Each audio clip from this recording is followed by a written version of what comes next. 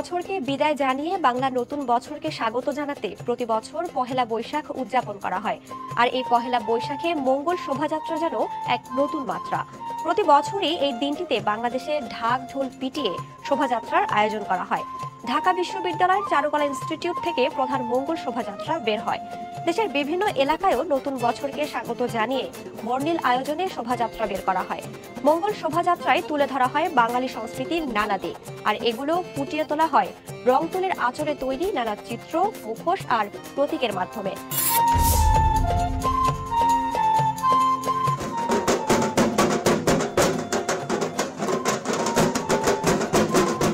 মঙ্গল শোভাযাত্রা প্রথম শুরু হয়েছিল 1985 সালের পহেলা বৈশাখে যশোর ইনস্টিটিউটে।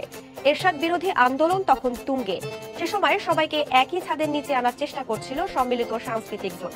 মানুষ যখন তার খর্বিত মৌলিক অধিকার আর বাক স্বাধীনতা ফিরিয়ে আনতে সোচ্চার, ঠিক সেই সময়ে হতাশা যন্ত্রণার মাঝে আশার বাণী শোনাবার জন্য চারুকলার 1985-86 শিক্ষাবর্ষের কয়েকজন তরুণ শিল্পী বৈশাখী উৎসবের মধ্য দিয়ে আনন্দ উদযাপনের প্রয়াস করে।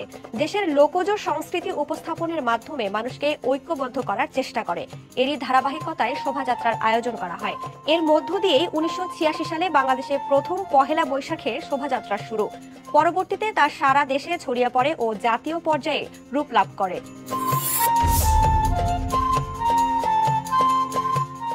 ঢাকা বিশ্ববিদ্যালয়ে প্রথম মঙ্গল শোভাযাত্রা বের করা হয় 1989 সালে চারুকলা থেকে। ঢাকায় স্বৈরাচারী শাসনের পতনের পর 1990 ও 91 সালেও পহেলা বৈশাখ উদযাপন এবং শোভাযাত্রা বের করা হয়। 1991 সালে প্রবাসী শিল্পী রুহুল আমিন কাজলের প্রস্তাবে চারুকলার সামনের দেয়াল সজ্জিত করা হয়।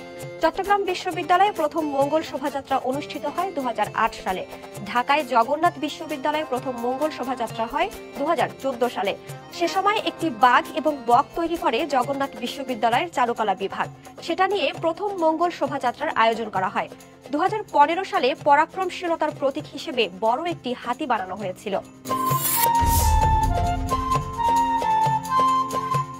প্রথম দিকে মঙ্গল শোভাযাত্রার নাম ছিল আনন্দ শোভাযাত্রা। পরে পহেলা বৈশাখে ওয়াহিদুল হক এবং শিল্পী এমদাদ হোসেনের প্রস্তাবে নাম রাখা হয় মঙ্গল শোভাযাত্রা। চারুকলার এর শোভাযাত্রাকে শোভিত করার জন্য যে উপাদানগুলো প্রয়োজন সেগুলো শুরু থেকেই নেওয়া হয় দেশের লোকশিল্পের নানা ধরনের খেলনা থেকে।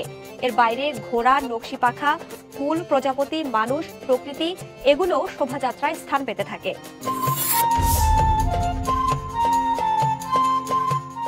ইউনেস্কো 2003 সালে বিশ্বের বিভিন্ন জাতিগোষ্ঠীর উল্লেখযোগ্য ইনট্যাঞ্জিবল কালচারাল হেরিটেজ অর্থাৎ মনোগত সাংস্কৃতিক ঐতিহ্যগুলো সংরক্ষণের জন্য একটি সমঝোতা চুক্তি অনুমোদন করে। এর আওতায় বিশ্বের বিভিন্ন দেশের মনোগত সাংস্কৃতিক ঐতিহ্য সংরক্ষণের উদ্যোগ নেওয়া হয়। পহেলা বৈশাখের মঙ্গল শোভাযাত্রার মতো ঐতিহ্যবাহী মনোগত সাংস্কৃতিক উপাদান বিশ্বের নানা প্রান্তের নানা জাতিগোষ্ঠীর ভেতরেই রয়েছে। চুক্তিতে সই করা দেশগুলো ইউনেস্কোর স্বীকৃতির জন্য আবেদন করলে সংস্থাটি যাচাই বাছাই করে সেই বিষয়গুলোকে বিশ্ব ঐতিহ্য হিসেবে স্বীকৃতি দিয়ে থাকে। ইউনেস্কোর এর স্বীকৃতির ফলে ওই সাংস্কৃতিক উপাদান ওই দেশের নিজস্ব বলে বিশ্ব দরবারে সুপ্রতিষ্ঠিত হয়। নিয়ম অনুসারে চুক্তিতে সই করা দেশগুলো প্রতি বছর একটি সাংস্কৃতিক উপাদানের স্বীকৃতির জন্য ইউনেস্কোর কাছে আবেদন করতে পারে। 2014 সালে বাংলাদেশ পহেলা বৈশাখের মঙ্গল শোভাযাত্রার স্বীকৃতি চেয়ে ইউনেস্কোয় আবেদন করে। স্বীকৃতি দেওয়ার মূল কাজটি করে inter governmental committee for the safeguarding of the intangible cultural heritage. 2016 সালের 30 নভেম্বর ইথিওপিয়ার আদিস আবাবায় অনুষ্ঠিত কমিটির একাদশ সম্মেলনে পহেলা বৈশাখের মঙ্গল শোভাযাত্রা ইউনেস্কোর সাংস্কৃতিক ঐতিহ্যের স্বীকৃতি পায়।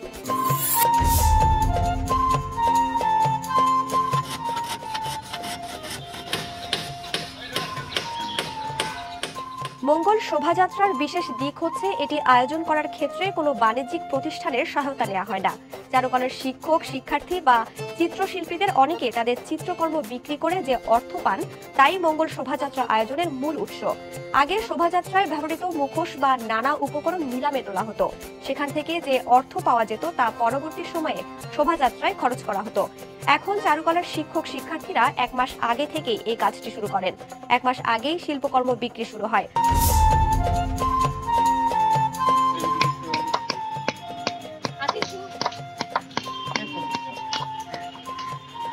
প্রতি বছরের মতো এবারও বাঙালির অন্যতম উৎসব মঙ্গল শোভাযাত্রার জন্য প্রস্তুত হচ্ছে ঢাকা বিশ্ববিদ্যালয়ের চারুকলা প্রাঙ্গণ।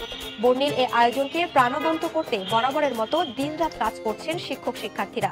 অনেকে ব্যস্ত রং তুলি দিয়ে ছবি আঁকতে, অনেকে আবার মাটির জিনিসপত্রে রং করে শৈল্পিক ছোঁয়া দিতে। মঙ্গল শোভাযাত্রার জন্য এবার 6টি মোটিভ তৈরি করা হচ্ছে। এগুলো হলো মায়ের কোলের সন্তান, চাপা পুতুল, বাঘ, ময়ূর, ভেড়া ও নীলগাই। প্রতি বছর বাংলা নববর্ষ উদযাপনকে কেন্দ্র করে মঙ্গল শোভাযাত্রার মূল ভাবকে একটি স্লোগানের মাধ্যমে তুলে ধরা হয়। এবারের প্রতিপাদ্য ঠিক করা হয়েছে বরিশ ধরা মাঝে শান্তির বাড়ি।